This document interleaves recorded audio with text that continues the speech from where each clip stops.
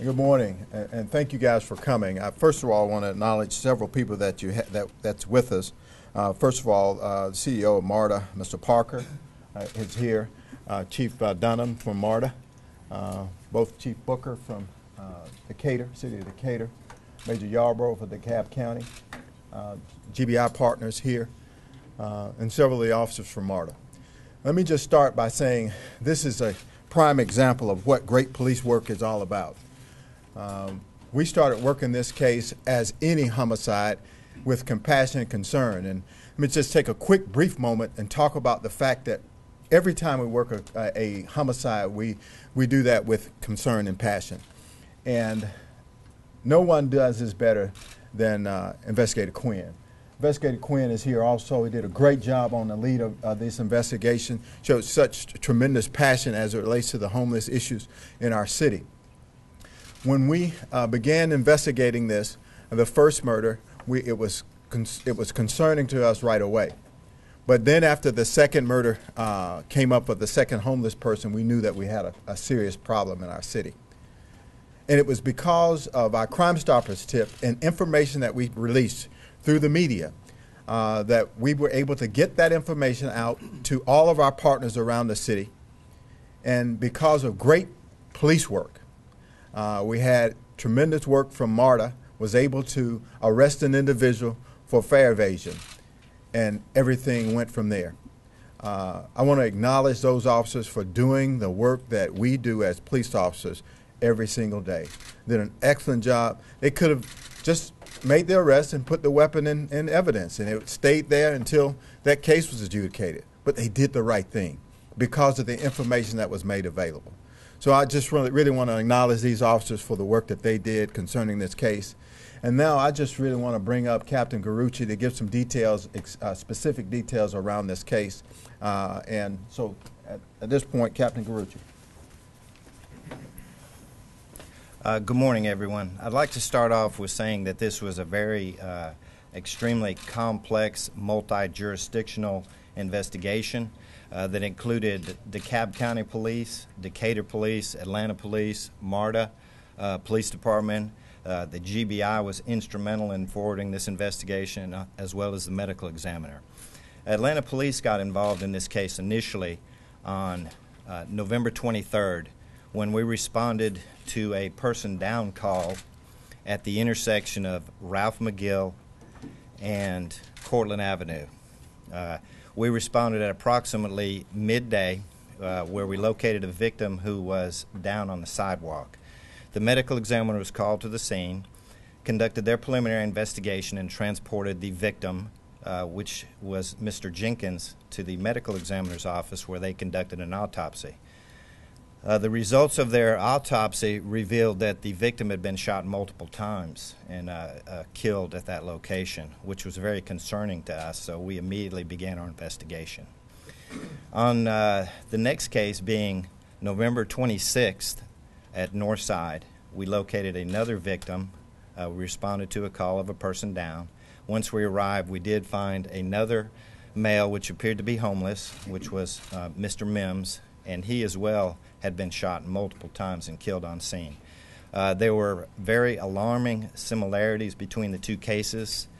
We recognized that pattern, and we immediately had our complex homicide team start that investigation.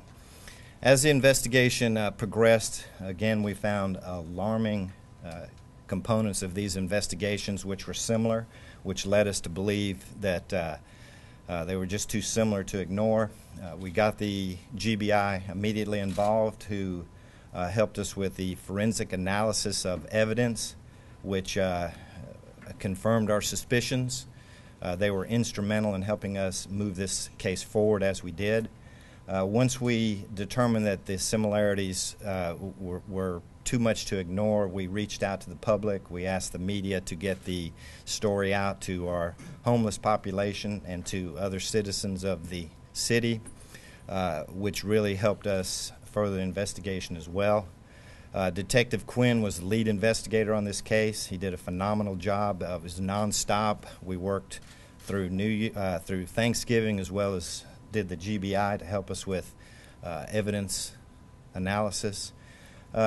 We decided, based on the information that the GBI gave us in regards to the ammunition that was used, we made a decision to put that out to the media, which Investigator Quinn put together a package for the media for demonstrative purposes, which depicted a box of the ammunition, which was fairly unique. We also put out some degree of information in regards to the weapon that we believe was used. Well, once that that release went out, MARTA became extremely pivotal in this investigation, which really cracked the case wide open. They apprehended a subject that for fare evasion, and during their investigation, they actually located what they believed was ammunition that was similar to the ammunition that we had released during the media piece. They called Atlanta police, got in contact with us, and eventually they got to Investigator Quinn, who conducted a follow-up investigation and interview with the subject that they had detained. During the interview and our subsequent investigation, we were able to link the individual that MARTA had apprehended to two additional homicides, one occurring in DeKalb County and the other occurring in Decatur. We immediately contacted those jurisdictions and brought them into the investigation, and they have been following this investigation and coordinating their investigation along with ours. So based on the great work from everybody involved, the GBI, the Atlanta Police Department, all the other jurisdictions, and the MARTA police officers actually apprehending this individual and being proficient and their expertise in their skills of actually arresting this individual brought us to where we are today. Actually, without them discovering this unique piece of evidence and actually following up, we may not be where we are right now. But we can't thank them enough for what they've done. So in conclusion, we've got a lot more to do on this case. There's still a lot of investigative strategies that we need to follow up on. And it's far from over. So any follow-up questions will really be answered very, very discreetly for the purposes of keeping the integrity in the investigation. So we're not going to release a lot of information as to what the individual said that was apprehended, or too many things in regards to evidence. Thank you, Captain. This really is a great example of how we have kept we continue to keep our city and the metro area safe with the partnerships that we continue to forge in law enforcement. Now I'd like to bring up Mr. Keith Parker, the CEO of MARTA.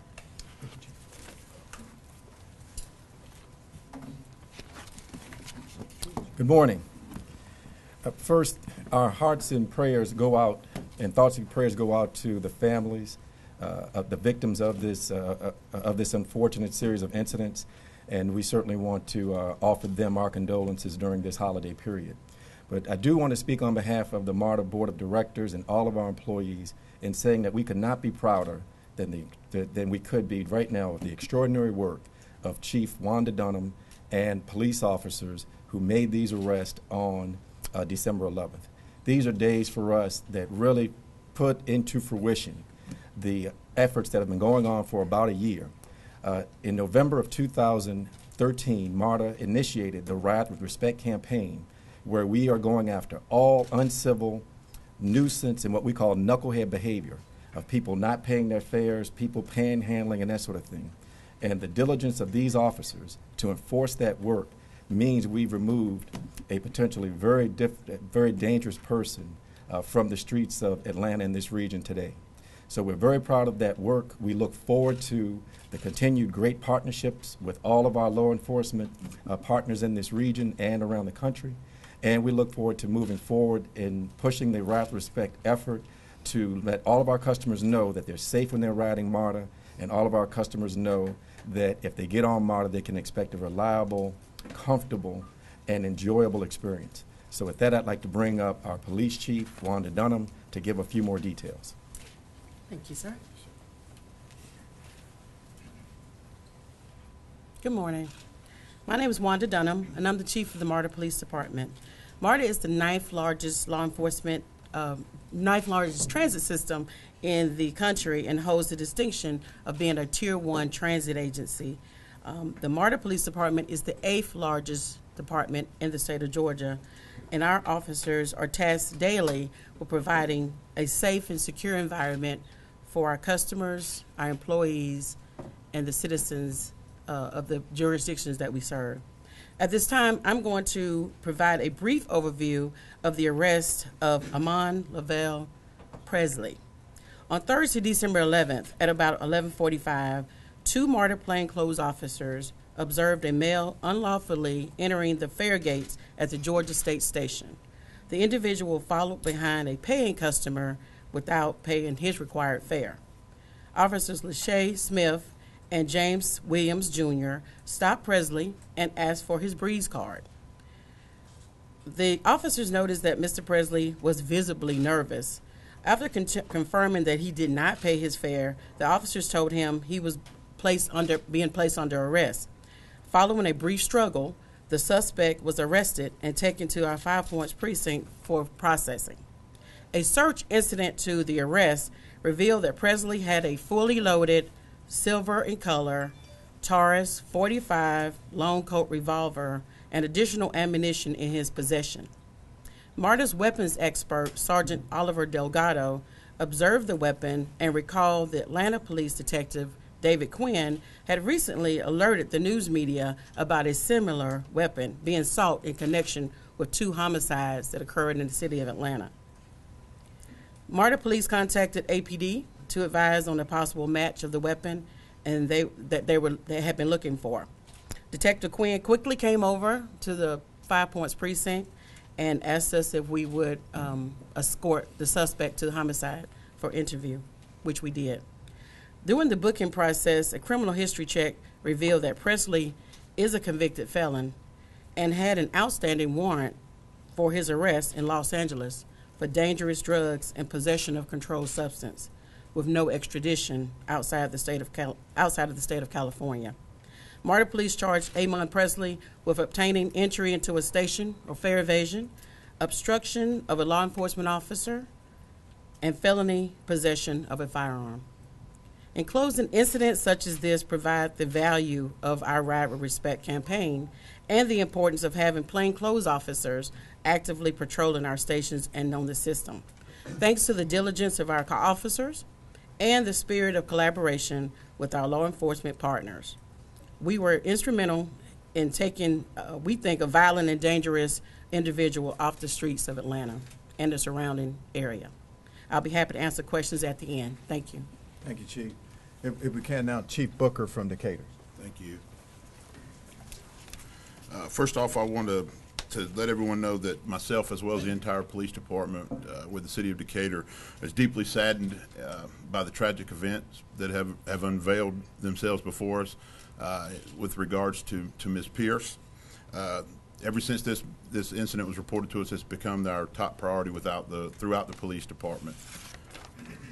I wanted to thank the officers that worked on the case, especially the investigators who have been working continuously around the clock. I also want to thank the GBI, MARTA Police, the Atlanta Police, DeKalb County Police, District Attorney's Office, and the Medical Examiner's Office for working with us to help identify and apprehend the suspect. Our agencies collaborate regularly to keep the public safe and to solve cases just like this. Finally, I want to thank the Decatur community for their continued support of our department and their efforts to raise additional funds for the Crime Stoppers Fund that was set up. While we simply cannot explain the violent action of others, our department can and will do the best job possible for Karen Pierce's family and for friends and for the entire Decatur community. Thank you. And now, Major Yarborough from DeKalb County. Thank you. On September 27th of this year, DeKalb Police responded to the Spring Mill Village Shopping Center at 6017 Memorial Drive, where 53-year-old Calvin Golston was found deceased. He had been shot multiple times. Our detectives investigating the case quickly exhausted all leads, and it wasn't until we received a call from APD that we were able to bring some closure to this case. DeKalb County would like to thank APD, of course, MARTA, the GBI, and everyone else involved in this investigation and bringing closure. Thank you. If no one else up here has anything, we'll take a few questions from. Can I start with Chief Booker? Sure, absolutely. Could you explain the connection between your murder case with Karen Pierce and the others? When did you make the connection? And was there any thought to putting out some sort of warning beforehand that this appeared to be a random murder? No, ma'am. I had received a phone call from the district attorney's office trying to reach one of my investigators at the time that needed to contact the city of Atlanta. It was later determined through our investigator that that MARTA had made an arrest, and the city of Atlanta APD was working on the case, and that they had a gentleman in custody. And while interviewing him on their cases, he advised that he had actually shot the lady in Decatur. So it was at that time we started beginning to follow up with with our investigation as to what exactly he did. So there was no coordination before that? No, ma'am, not at that time. Not until we received the phone call from APD, based off of what happened with the MARTA officers. Is there any, do you have any understanding why she seems to break the mold of his trail of crimes? I'm not going to be able to respond to that right now. At this time, we're still investigating the case and haven't fully determined that. Do you all believe there are any other victims? Yes. At this time, the investigation continue. We're doing everything we can to bring the closure to this particular these areas, these particular crimes. We're not saying that this is the only crimes that this gentleman has participated in. We're doing that in our investigation. We'll provide any additional information on the investigation as we move forward in this investigation. Chief, he was arrested with the gun and the ammunition. I'm sorry. He was arrested in MARTA with the gun and ammunition on him. Is the belief he was on his way to commit more crimes? Did just what's your premise right now? Was he going out to do some more damage? Well, we're just thankful that he's arrested. What his mindset at the time of the arrest, I can't talk to that. But we're glad that the investigation concluded with an arrest of this individual, and we're confident that the individual that was responsible for these 4 murders is under arrest at this time. I want to, before I go forward, I want to make sure that we clearly understand we have an obligation that we not provide too much information, in that we want to make sure that we're able to prosecute this individual without providing too much information at this time. All right? Chief, for you or Captain, just the idea, obviously Chief Booker talked about the fact that he gave details about how you guys can link him to the other case. Can you talk about, maybe just give us a little detail about what the investigation was like once you guys had him captured? Were you able to get him to talk? What details were you guys able to pull? He was very forthcoming in this investigation, only because of the lead investigator, Quinn's investigative prowess. What I'll do, if you want to talk specifically, I'll give it to Captain, but we want to be very nondescript as relates to the information that was shared at the end of investigation and during the interview. Yeah, I'd just like to get an idea, Captain, if you could, just of well, basically, it's not any one thing that led to our arrests. It was the totality of the investigation from the very first case that we began to work to actually MARTA apprehending the individual and then us conducting our interviews. So there's not one thing specifically that led to the arrest. There are many, many things. We're not going to, again, talk about what he said during those interviews because that could affect the outcome of the trial. But at this point, again, the totality of information that we have been able to uncover since the beginning of our investigation. But both chiefs said he was forthcoming, so can you say he gave you guys some details that you needed to put the pieces of the puzzle? Well, certainly he was cooperating with our investigation, and that allowed us to further the investigation, which led to the arrest. You often talk about pieces of the puzzle. Can you talk about how all the investigations kind of link together a little bit? Give us some of the details how you were able to call other agencies and kind of see some things. Well, we were, as Chief Booker said, and DeKalb County, we work closely with them consistently. And we're aware of all the homicides and violent crimes that occur. We do communicate with each other on a regular basis, sometimes weekly. And we share this information and we look at similarities and patterns.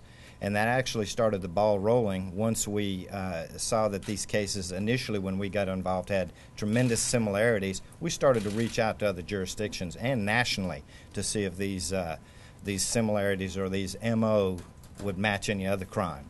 So we've actually reached out to the FBI as well and through ViaCap and put this case on that to determine if there's any other cases that may be linked through the FBI as well.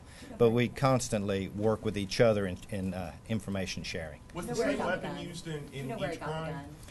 gun? That's part of our investigation. We are following up to verify. I want to make this clear, too, that he was apprehended with a gun and with ammunition, but that's going to take forensic analysis through the GBI, which will take some period of time before we can confirm anything. This is still a very active and ongoing investigation, and there are a lot of facts that aren't known at this point. But what we do know is that we do have we've established probable cause in all these cases to make murder charges on this individual, and we are moving forward. It was initially reported that he was robbing the woman in Decatur. That was the motive. Is that still accurate? Motives are very difficult to establish. The only thing that we can say for certain is this was a very violent individual. He initially targeted homeless individuals, and it escalated. So there is absolutely no way that we can establish a motive at this point until our investigation is completed. And we try to stay away from speculation. Was the same weapon used to kill Miss Pierce as the other victims? That is going to have to be based on a forensic analysis through the GBI, and that is probably several months in the making. But that cannot be confirmed until they do or allow the time to do the work that they need to do. Was the murder of Miss Pierce confirmation of that escalation? It was escalation after the second murder. How were you able to connect him to the Mr. Calvin Goldston? Just through extremely well-coordinated police work. Was it something he said, or was it the evidence? The totality of the circumstances, yes. Is it accurate to call this man a serial killer? That would be accurate. It does fall along those lines. Anything thank about you. his movements? Thank you, I mean, guys. obviously, he didn't have. Last question. He didn't have a car, obviously. So anything about his movements? So We're still working on analyzing his patterns and how he operated. So again, at the very beginning of the investigation, Detective Quinn has a massive amount of work to do and has done a phenomenal job this far, along with everyone else involved. Thank you all. Thank you. Appreciate you.